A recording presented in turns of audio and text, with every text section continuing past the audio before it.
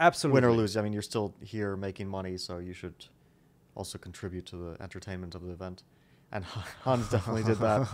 I mean, it was fun to watch. He comes on. He basically says, "The game is so beautiful, I don't even need to even show a single variation." And I understand why he did that. And then he basically was like, "Okay, this interview's done," and walked off. It was like similar to that Miami thing where the chess speaks for itself. And Exactly. then he walks off.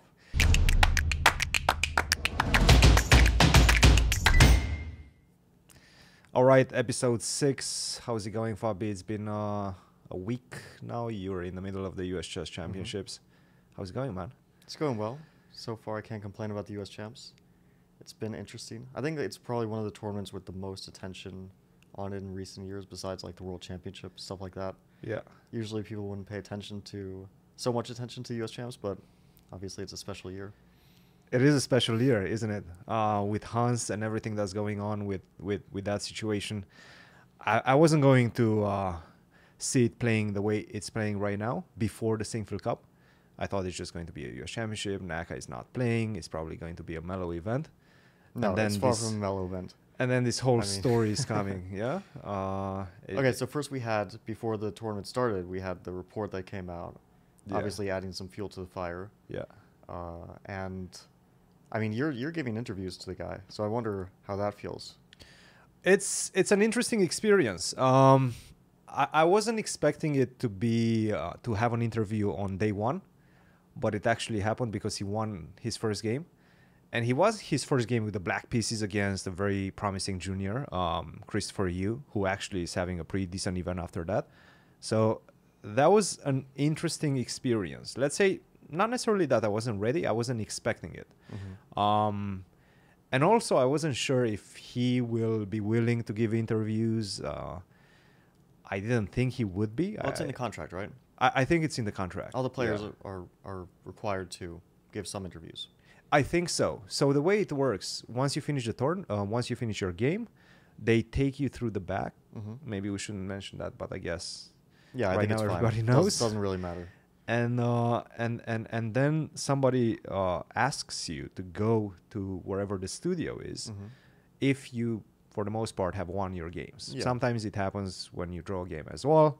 If we haven't talked to you for the whole event or anything of that nature, then they will chaperone you to the studio, and then we do an interview. I think they don't usually ask losers to... Not losers, because usually someone who loses is pretty upset. Yeah. Although I think that it's still your responsibility as a professional, Absolutely. Win or lose, I mean, you're still here making money, so you should also contribute to the entertainment of the event. And Hans definitely did that. I mean, it was fun to watch. He comes on. He basically says, "The game is so beautiful, I don't even need to even show a single variation." Chess speaks for itself. That's all I can say. Let's discuss the game a little bit. That's it. But you can leave it to your interpretation. But thank you. That's it. All you want to say. That's all I'd like to say. Yes, because it was such a beautiful game. I don't even need to describe it. Thank you. What? That's it? Okay. And I understand why he did that. And then he basically was like, "Okay, this interview's done," and walked off. It was like similar to that Miami thing where the chess speaks for itself. And then he walks off. Tournament with the black pieces, a win against world #1 Magnus Carlsen. And now I'm curious to hear some reactions from Hans in Miami. Hans, yesterday was a terrible day for you, and today you start out with a masterpiece. How would you summarize it? Chess speaks for itself. Is it something special doing this against Magnus, Hans?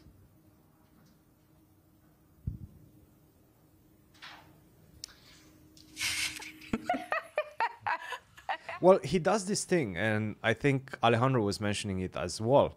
He came into the studio and he was like, "Okay, I'm going to tell my piece, and you're not going to like interrupt." He actually didn't say that with the interruption. He just said, "We're not going to analyze." That's before we go live. And I was like, "Okay, sure, whatever." I'm also not 100% sure what type of relationship me and Hans have at the moment, given that you went after him a bit. Oh, a little bit. Okay, so I also feel like we did contribute a bit to to the constant snowballing of, you know, analyzing, critiquing every game that he's ever played. Yeah. We didn't do that to a great extent, but we did a bit of that.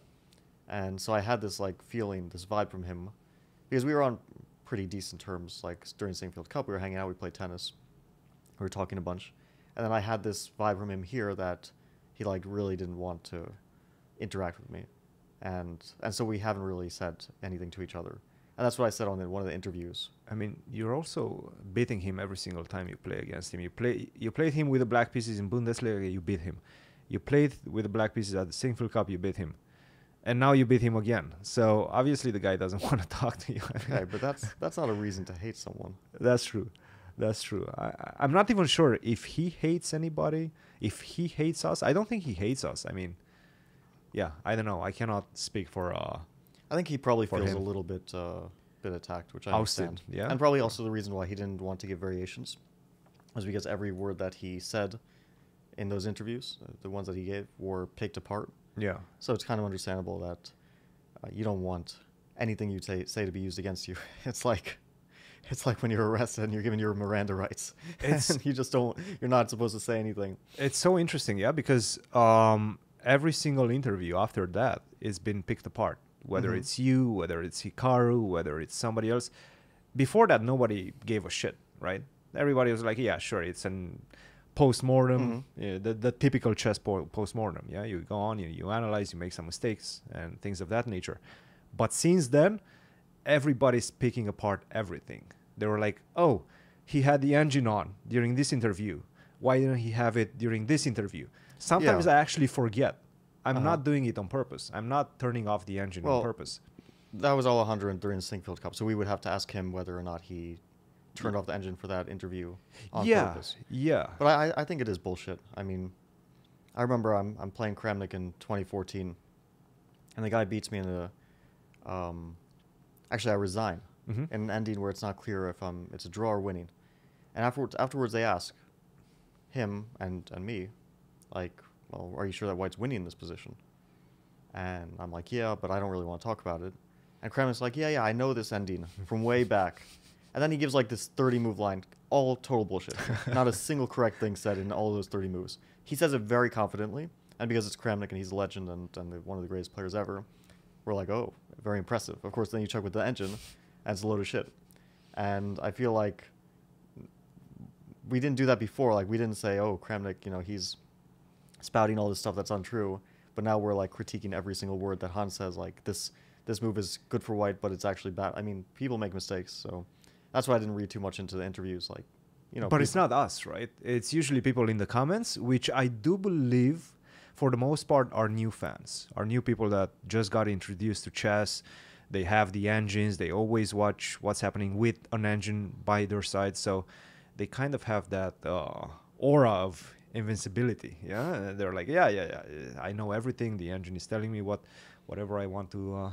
Yeah, it's an interesting time, man. It's really an interesting time in the world of chess. And well, Hans is spearheading, let's say, this whole no. I mean, I situation. think he's not spearheading it. I mean, he's like I have no problem with the guy, but he's a casualty of this. Oh, this for is sure. Not a casualty. Well, not a. I don't want to say definitely not a victim. No, I don't want to say a casualty in the sense that like his career is over or anything. I'm not suggesting that, but in the sense that it wasn't like by his choice that he became this, you know, this huge figure in chess recently. I mean, I think it was. It was an accident. He didn't mean for this to happen. That's what I'm trying to say. But he wanted it with the chess speaks by himself. Well, he wanted to make news, but not. He didn't want it to happen like this, for sure. Yeah. I don't think he's happy about it. You don't think so, huh? I don't think so, not at all. Not necessarily happy. I don't think he's happy. I think he's just, at this point, understanding the role that he has, or at least that people want to attribute to him, and I think he's embracing that, the role of a heel, yeah? I'm not sure. I actually think that he does care about chess. Yeah? And he wants to be respected as a chess player.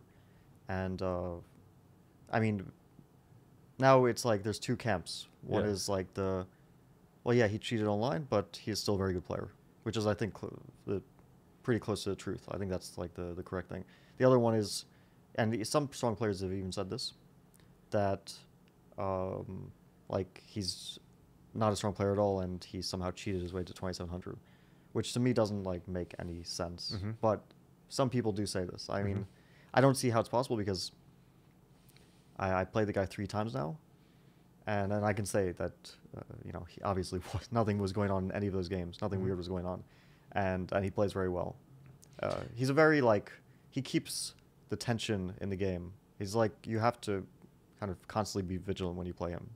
He's a very energy consuming player, probably for himself and for his opponents as well. Interesting. That's an interesting assessment. I'm similar. That's why I kind of can recognize that, because I'm a similar type of player. Like I'm not like Magnus where things just flow easily all the time, but I also keep things tense. Yeah. I also I think do put pressure on my opponent in that way. Did you feel any changes in his play? When was the Bundesliga game? Bundesliga was right after Candidate, so it's like 4 months ago, something like that. That whole time period is fuzzy for me, but something like that. Something like that, 4 months ago, and then early July, or 2 weeks ago, 3 weeks ago at the Single Cup, and now once again. Did you feel any big all the changes? games were similar. They were all. It's remarkable how similar all those games were. Huh. I mean, I could use the same description to describe every game. I get a comfortable position out of the opening. It's a very complex position, but quite a good one. I, at some point, increase my advantage to nearly decisive proportions. We get into some sort of time trouble phase where he starts to resist very well, and I lose the advantage. It goes into an endgame where I'm still fighting for a win, but he has very, very good drawing chances and objectively a draw at some point. And then at the last minute, something happens, usually in a mutual time trouble phase. He makes a decisive mistake and I win the game. That every game went that way. In the Single Cup, it seemed to me that he gave up very easily, because the end game wasn't easy at all, and you were trying to calculate, and he was playing his moves. He was blitzing out his moves. Here, it felt a little bit different, especially at the critical moment. I think he went from like 22 minutes to like 7 minutes for the second time control, and he made a mistake. But he was thinking about it. He was at least trying to take his time and understand the position. Why do you think that was the difference? Well, I think that in the Singfield Cup, he was trying to blitz me because I was low on time. And he probably decided that strategy wasn't working out, so he probably tried to adjust his play in this tournament. I think we've seen an adjustment in all his games. He's taking his time in these games. Yeah. He's still a relatively fast player. He doesn't seem to get into serious time trouble, but at the start of the game, he does take his time. He doesn't seem to rush decisions. While in the Singfield Cup, apart from a few games, he did tend to rush a lot of decisions and make a lot of hasty choices. Yeah. No, I mean, he's definitely taking his time, and I think you mentioned this during our interview for the club as well. It was a bit odd that he wasn't maybe aware of your game against Hari Krishna. Yeah, I don't know. I could only find out about what his preparation was by speaking to him, but we didn't speak after the game. I am curious because my last game in that variation was recently against a strong player in a classical tournament. Yeah. And I don't think I have many other games in that variation. Like, there might be some, but it's very strange to miss that game. But it can happen. And it can happen in a very silly way. Like, you forget to download the latest games, you know? Latest tweak, I guess. But it's also in the live database, right? So yeah. But, we can only speculate. It's clear that... Actually, it's not 100% clear. It is possible that he kind of knew the line a bit. He was trying to take his time because he wanted to maybe show that he wasn't fully in preparation, and then bishop f5 caught him by surprise, and then he was actually out of book, because bishop f5 is not a main computer move, so maybe he was prepared for something else like bishop g4. Like, he did know this queen c3, rook d1 stuff, which you don't like find that over the board. He had some knowledge about the position. By the way, did you check this novelty that Shankland did with queen c1 in the Nimzo? I think he played against Hans. I looked at it a little bit. Yeah, I was actually thinking Hans might play that line because the day before Sam played it, and it might give Hans idea like there's some potential here for white to prepare something to outplay the opponent. Maybe he even felt over the board, this is really unpleasant, so maybe I'll try it from the other side. So I had this like, because Hans doesn't really play this queen c2 Nimzo with white normally, so I had this like brief feeling, maybe he'll do this, and I made a mental note, remember to check those lines, and then I forgot to, but I still remembered it quite well. Actually, I remembered bishop g5 much better than knight f3. White has those two choices on those moves. either to play bishop g5 first or knight f3. How was it? I think it was Yeah, I'll just d4, knight f6, c4. 6. Bishop b4, castle a3, take, and d5. And so here white has choice between knight f3, bishop g5. Actually, I'll tell a funny story about bishop g5. Because at some point I prepared this move that I played against Hans, and it was before the candidates, but then I did significantly more work through the candidates. And my whole preparation was based on a game, Shankland-Nakamura. And so I thought, okay, Nakamura knows this stuff, and he's like the one who came up with this very clean solution for black how to equalize. And I didn't pay attention to the move order, and I saw Nakamura play this line multiple times. And then in the candidates, so Firouzja plays Nakamura with white, plays this bishop g5. Nakamura takes b6, and they get some crazy stuff. Firouzja sacks a piece in preparation. Yep. It's actually a brilliant game. Like, they both played absolutely brilliantly in that game, and it was eventually a draw. Firouzja was super close to winning. It was like on a knife's edge for Nakamura at some point. And then I was thinking, why the fuck would Naka take on c4, play b6, instead of this cleanly equalizing h6 h6 move? And then I realized that Hikaru didn't get it from this move order.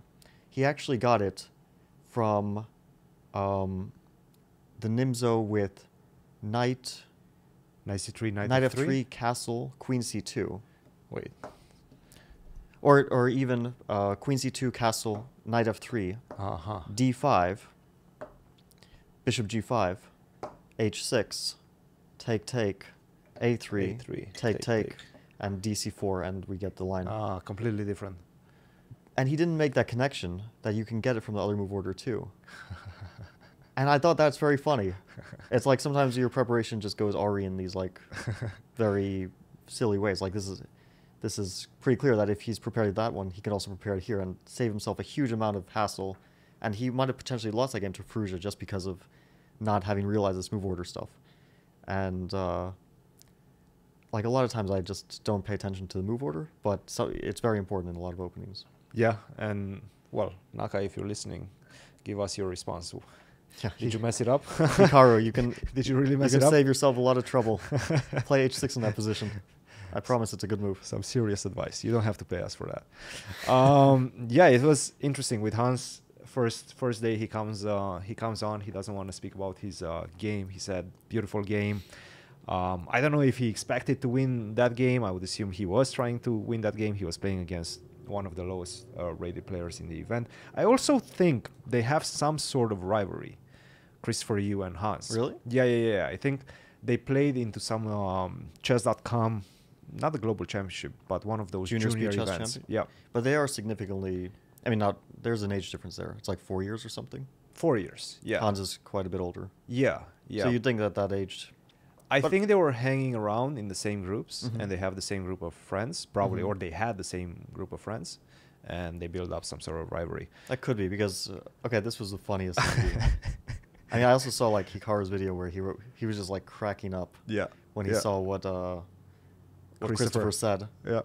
Which was first Christopher says, I felt kind of disrespected by Hans's interview.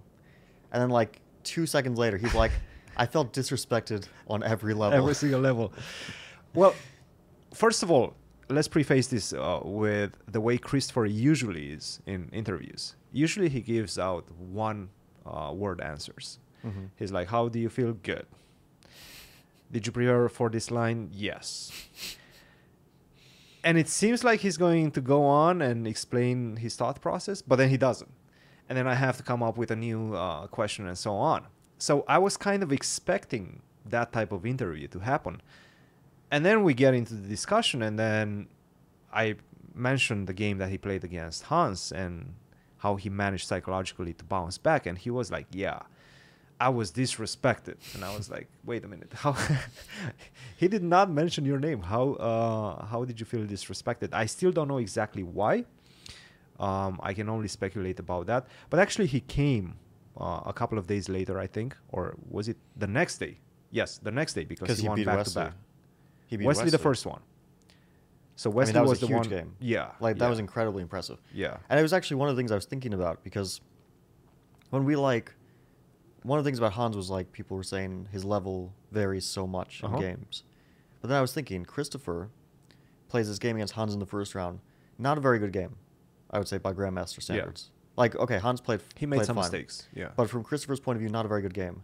And then the very next day, Christopher plays with black against Wesley and plays like a absolute brilliancy, right? Yeah. I mean, you'd think one of the best players in the world game. if you just judge by that game. It was a really, and in such a complex position too. I was looking at this position, I'm like, I don't know what's going on here. I think Wesley played a bit subpar also. Like, yeah, possibly, but still such a good game. It was a really good game. He got his punches in. I think Wesley missed a bit. He had one good chance to actually do quite well. At some point, he had the knight takes c4 and just allow him to take on h3. But this is a very complex position. Yeah. I mean, near the end, I thought Wesley didn't defend very well. No. He could have defended better. I think he was a bit demoralized. I saw his body language. At that time, he looked very upset. I can understand why. I mean, he was getting attacked the whole game. He probably felt at some point that he was clearly losing. He had no control over the game. Like, it was all Christopher who was doing things, who was guiding the fight. And so probably demoralized Wesley quite a bit, and maybe that's why he didn't defend well. But still, I was just thinking the quality difference from Christopher's point of view is quite remarkable. So maybe it's just normal. You know, sometimes you have a good day, sometimes you have a bad day. What do you think of Christopher Yoo?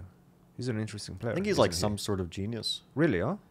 Yeah, I mean, I feel that about a lot of these kids. Yeah. Like, I don't know if it's genius or just that they're very talented players, and they're also brought up with these modern engines, and so they can assimilate the way that computers play very well, in a way that older players like myself can't. Or I mean, still we can try, we can work well with computers, but these young guys, sometimes they play so well. Like also Awonder yesterday. Oh my goodness! Awonder beat Levon. Yeah. In a game I would be so proud of if I had played it. Sometimes I see this with we've already mentioned the Indian kids, right? Yeah. Hans as well. Sometimes he's playing perfect games.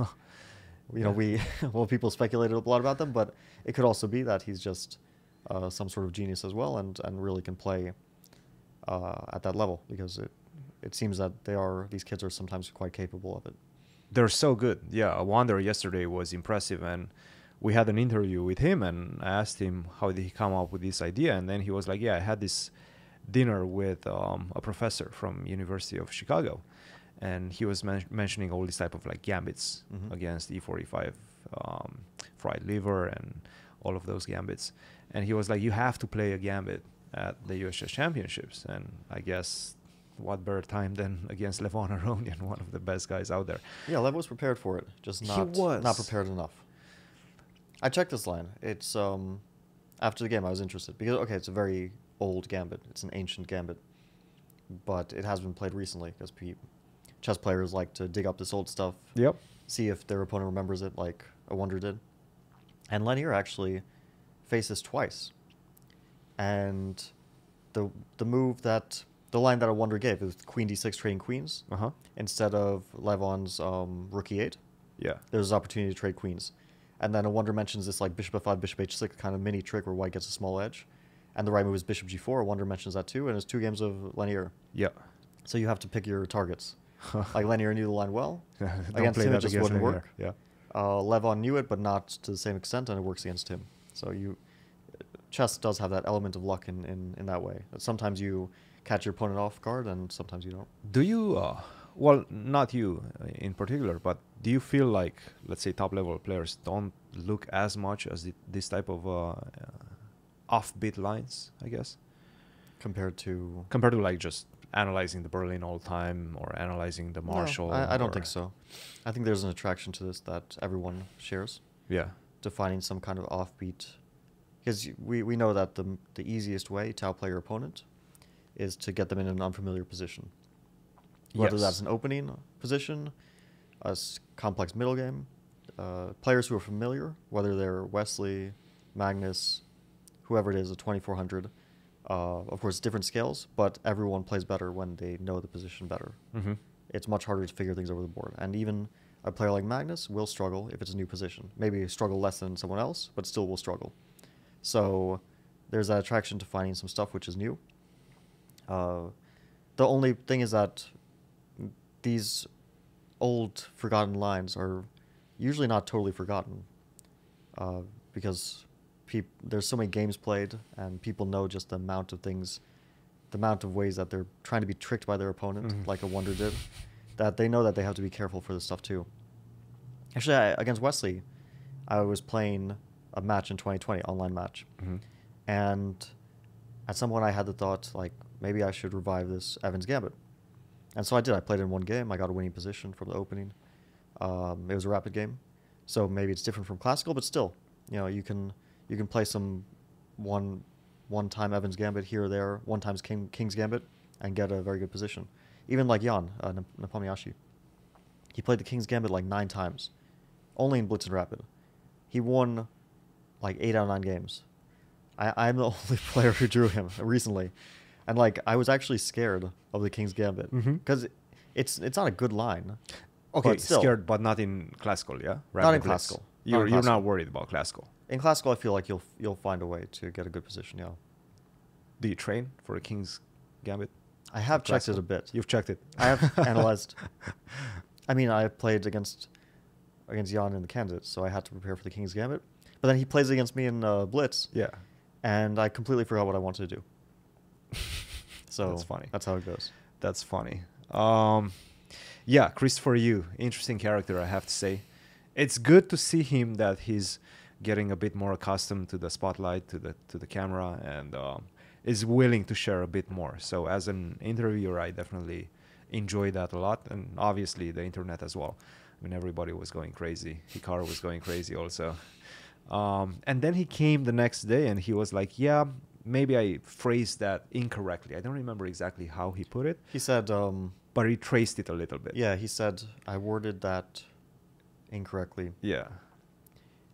Although the interview may have been disrespectful, I didn't feel personally disrespected. Yeah, yeah. Which sounded a bit different than I felt disrespected on every single level. Yeah. Okay, I mean, he's super young. He can change his mind day in and day out. And then the 4th round interview with Hans was quite interesting because it was a completely different Hans. And I wasn't going to let him get away with just like no analysis or anything of that nature. I wanted to see him analyze. I actually don't remember right now if we had the engine on or off. Once again, I don't do it on purpose.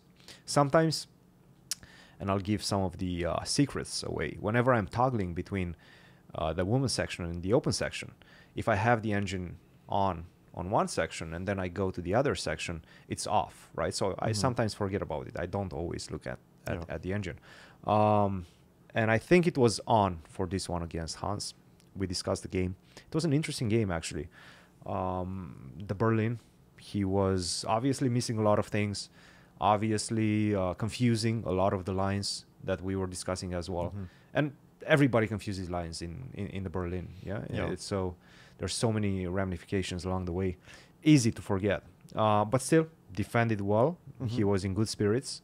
And he gave this line, pretty good line, when about his Uber Eats order. And kind of tied it down to what happened in Miami, because he was saying that Uber Eats in Miami were costing him like $1,000 per tournament.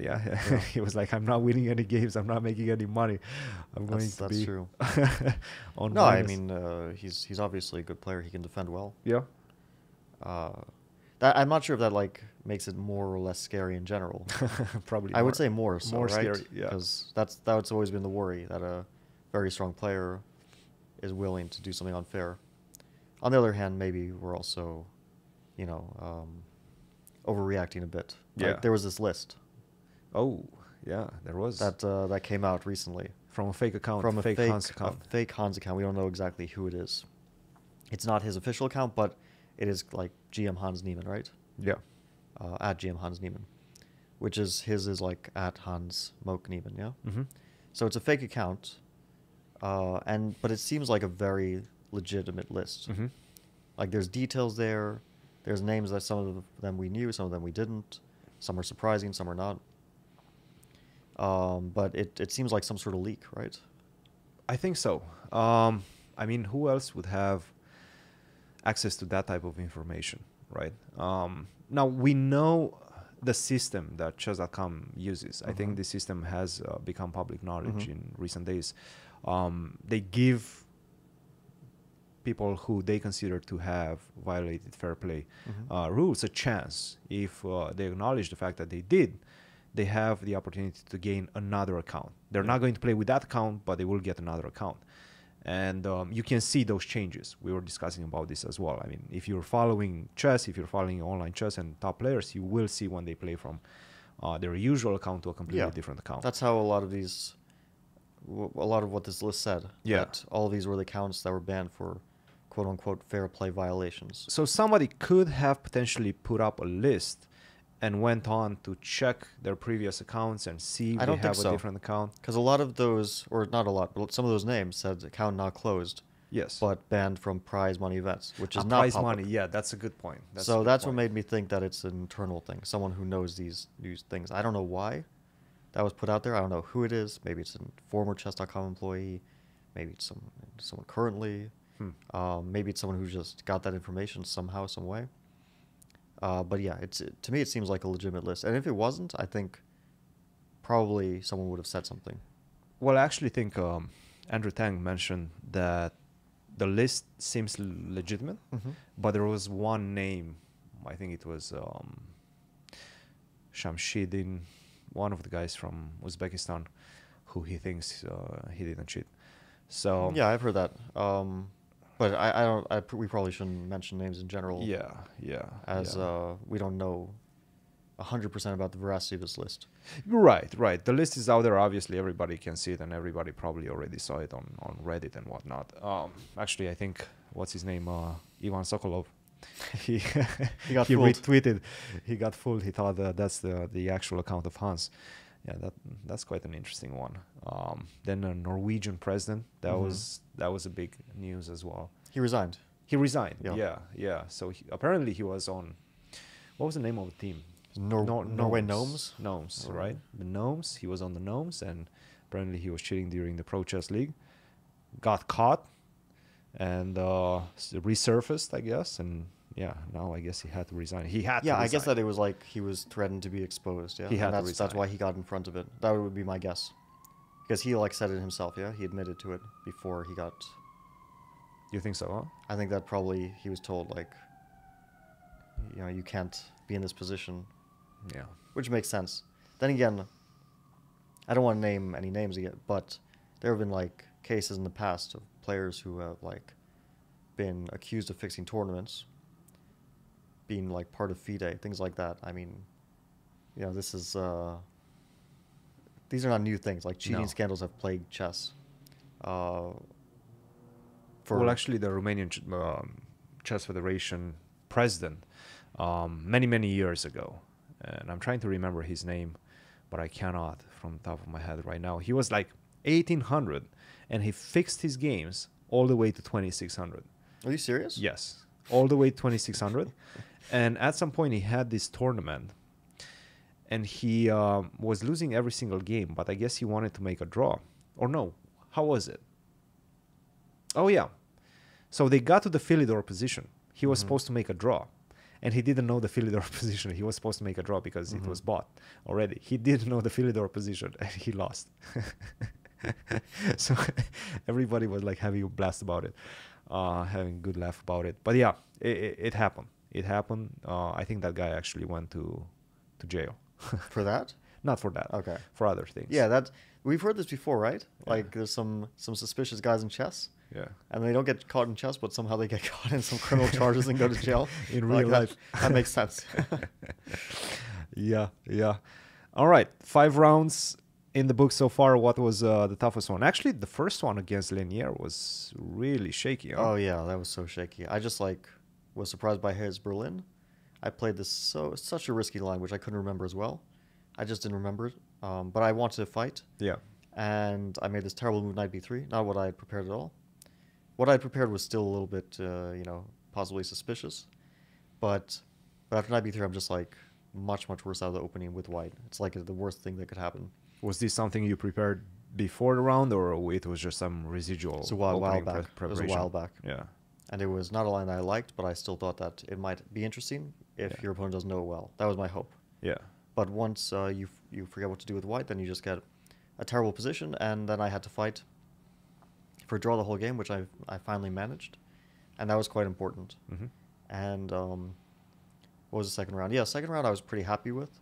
Ray. Overall, right? yeah, I was playing Ray with black. I got some comfortable position, got some winning chances, pressed him a bit, didn't pan out. He defended very well in time trouble, but I can't complain about that game. And then got 2 good games.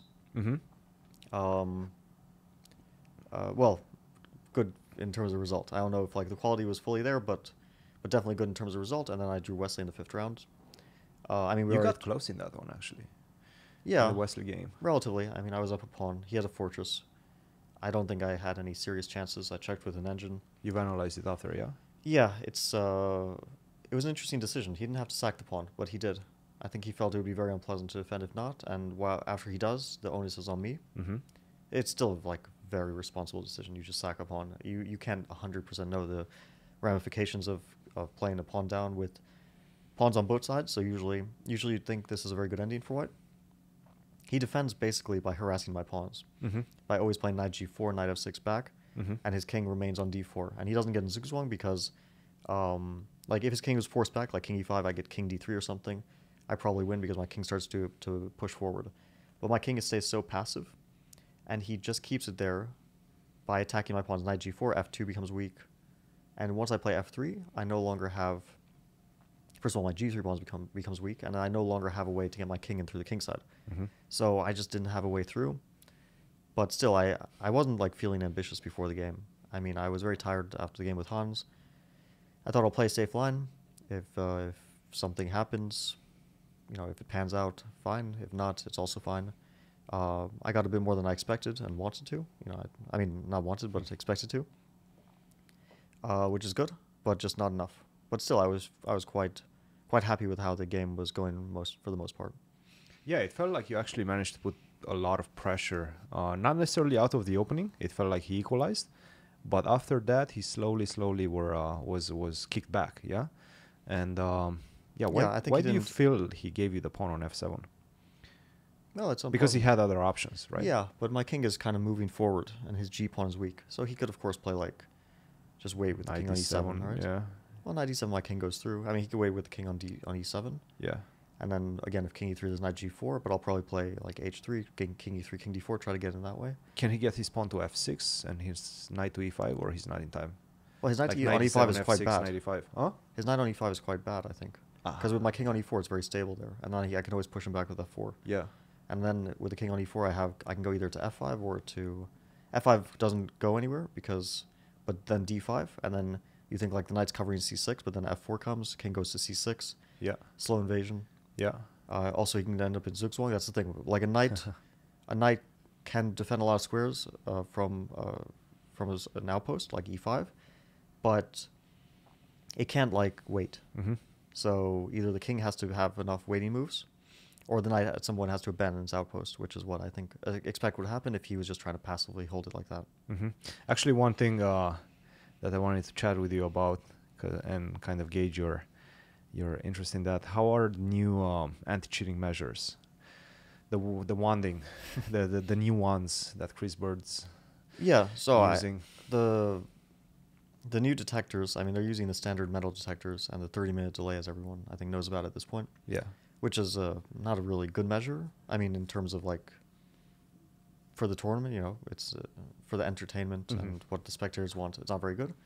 The scanners are interesting. I think that they pick up on any sort of so they're called non-linear scanners.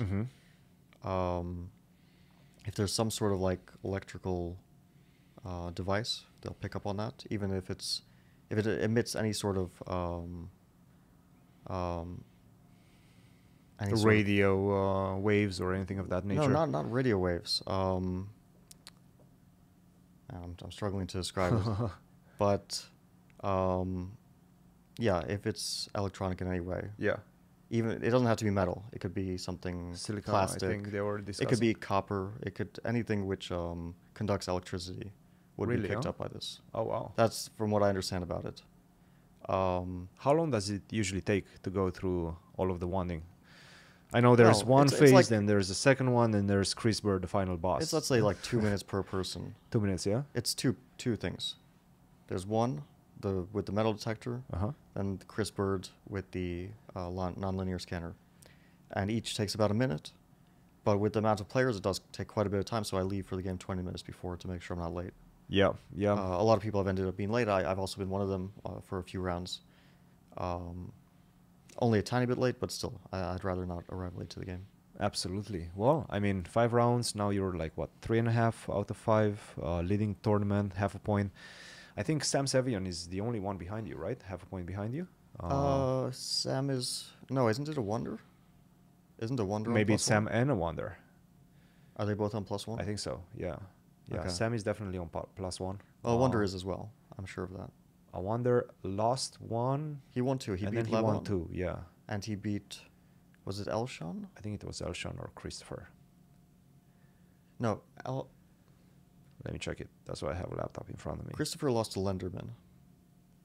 Did Awonder beat Elshon? I'll tell you in just a second.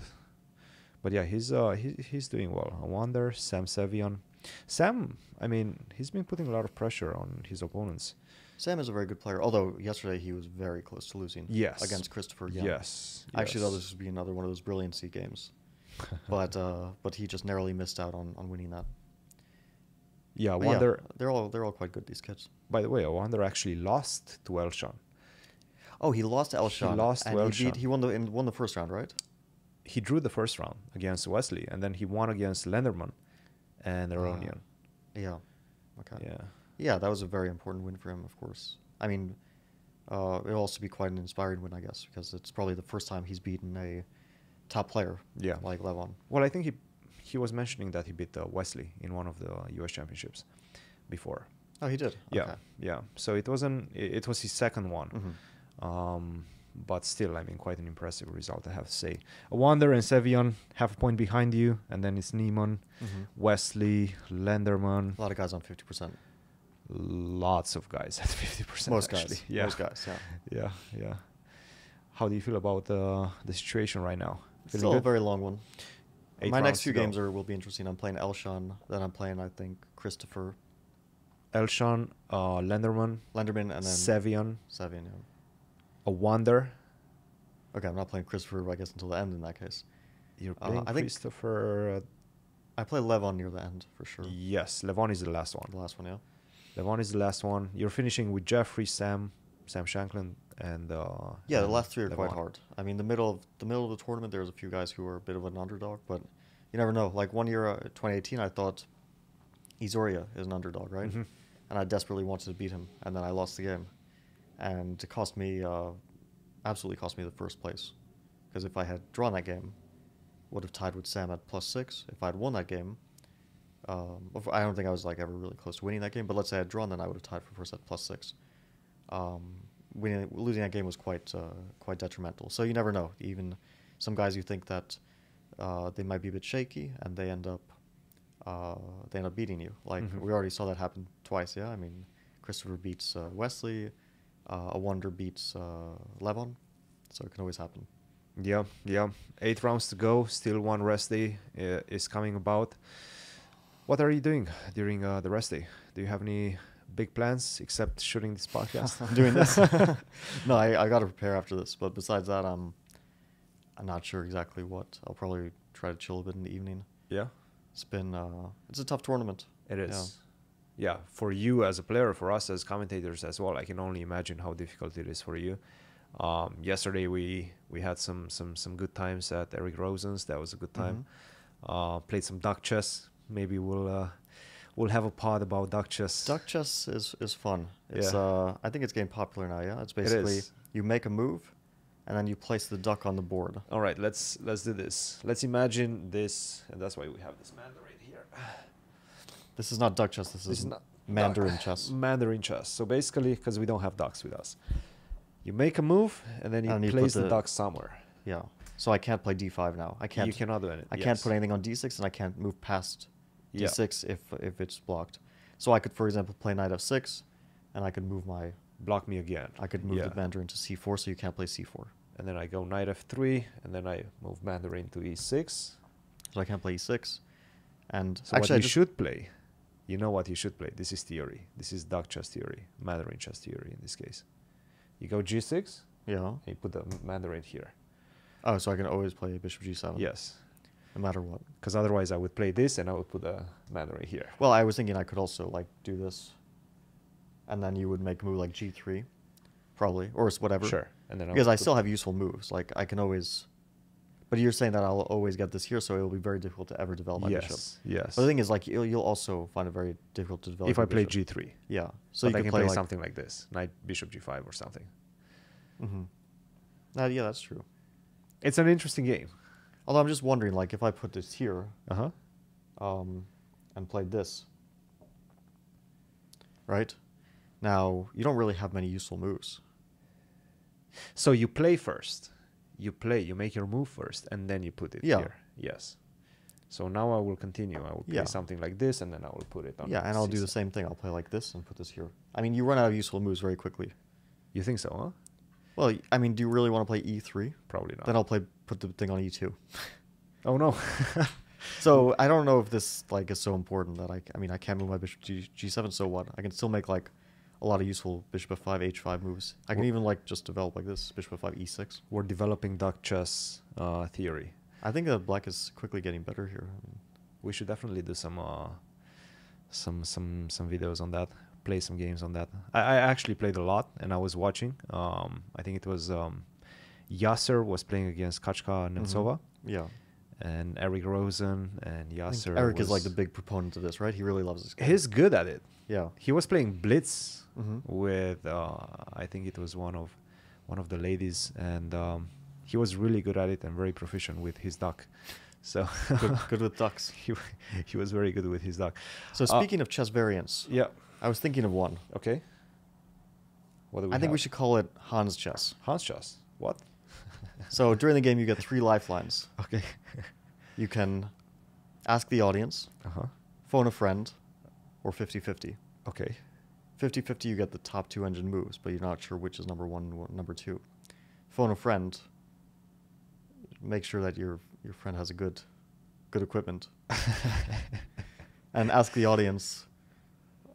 I'm not sure what the audience would be. It could be Reddit. We could ask Reddit for the move. Ask Reddit. I like that. Or ask the chat. Ask whose chat?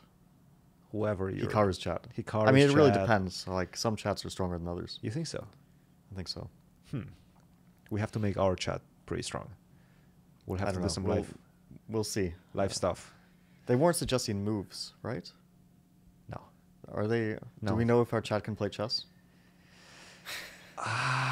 That's a good question. We will have to test that. We will definitely have to test that in future live shows. All right. Well, Fabi, I mean, I think we've gone through a lot of things. One last thing. Else? Yes. Chess boxing is coming up. Oh, that's true. That's true. December. Aman versus Aman Hamilton versus Lawrence Trent. Aman versus Lawrence Trent. What's up with that? Yeah, I don't know. Have we chatted about that previously? We might have mentioned it. I don't think pods. we've like talked about them as chess boxers. I mean, as chess players, Aman is stronger. Yes. But not hugely stronger that it would be like a wipeout. I mean, Lawrence is a good player. No, of course not. So I don't think, I think they're balanced enough in chess terms. So it'll probably come down to the boxing. I think so, yeah. And I've seen Lawrence training. I haven't seen anything about Aman training. I don't know. He's training a lot, actually. He just posted today. Aman did, yeah? No, I or think Lawrence it was Lawrence that posted Lawrence something. He's been posting a lot of like training videos showing how he's, shadow boxing training with his coach. He has a coach. He's going to a gym, and I think he's been doing this for a while. It's not like new for him. He's been training boxing for a very long time. What people don't know is that he is quite a good salsa dancer. He is, yeah. So there's that footwork that he already Good has. footwork. He's got the footwork. So that's something. That's a good. We don't know about Aman if he has that same level of dexterity, yeah, experience in footwork and boxing related things. I think Aman is doing rock climbing. That doesn't help you in boxing. It gives you good finger strength. But why do you need finger strength in boxing? I mean, I would assume forearm as well. Yeah. And if you have a strong forearm, I think in boxing that's pretty good. This is a stretch, isn't it? I'm not sure. Okay, he has the youth. Aman has the youth. I think he's probably like 6 years, 7. What year? Maybe 8 years younger. 1991? Yeah, he's 91. Okay, and Lawrence is like what? 86. 86. Not a huge difference. I wouldn't say like 5 years is. So you wouldn't say he has the youth on him? No, he does. I mean, 5 years is something, but I wouldn't. Right. I wouldn't put that much weight on it. Let's see. Lawrence Trent. Is Lawrence bigger, or are they about the same weight class? Same size. Same height. Do we know exactly their height, at least? I can tell you from knowing both of them. I think Aman is slightly taller than him. Yeah, a little slightly, bit, yeah? maybe like half an inch. Okay, like so they're very close in that. That's why it made sense to have them fight. Yeah, because in chest terms, similar enough. In body size, similar enough. Yes, makes sense. Yeah, both of them pretty skinny, I would say. Aman probably a bit on the skinnier side. Would you say they're approaching 200, like 190? No way. You don't think so? I think Aman is around 180. Okay. I think definitely Lawrence should be close to 200. I think he was at some point. He's probably lost some weight now. Yeah. Probably lost some weight in preparation for this. I would say around 180, 190 he's going to fight at. Yeah, that should be interesting. Who do you have on that one? Do you have a... I'm going to take Lawrence. Do you want to make any predictions? I'm going to take Lawrence on that one. Oh, man. He's still my boy. Got to take Lawrence. Got to take Lawrence. All right. Well, I was probably going to take Lawrence also, but you know what? I like Aman. I like both of them, actually. Maybe we will go to that match. We'll see. We'll see how the schedules look like as we get closer to that. But you pick Lawrence. I'm not going to go with the same guy. I'm going to pick Aman. It's fair. We'll figure it out. It's going to be an interesting one. What I want to see is more footage from Aman. I want to see him box. I want to see what I'm putting my money on. Maybe he's trying to keep that under wraps. But he has to popularize the fight. Actually, this is interesting. So, like, there's a lot of chess in the media now. Yeah. And there are some celebrities who are interested in chess. Everybody. Like, but they're going to get more interested in chess. Yeah. Are there any celebrities who have covered the whole Hans thing, besides Elon with his tweet? I know Joe Rogan at some point mentioned Hans and mentioned the beats and everything that comes along with it. I saw that one. Hikaru also commented on that. It was pretty good, I thought. I thought Joe handled it well. One guy that's really getting into chess is Lex Friedman. Lex Friedman had the Botes sisters. I chatted with him actually on like a few months ago on an app. I don't remember exactly what's the name of the app. The app where you actually just connect and speak with like people. They cannot see you, but you just speak to like a room full of people. I don't remember exactly how it's called, but he was very active on that one. I spoke with him, and now he spoke with Lex Friedman. Oh, with Lex Friedman, with what's his name? Levy, yeah. Levy. Yeah, I saw that a little bit. He had Levy on the pod, so he's definitely interested in chess. Lex is getting into that. Was Howard Stern also involved in that? Fuck Howard Stern. Whoa.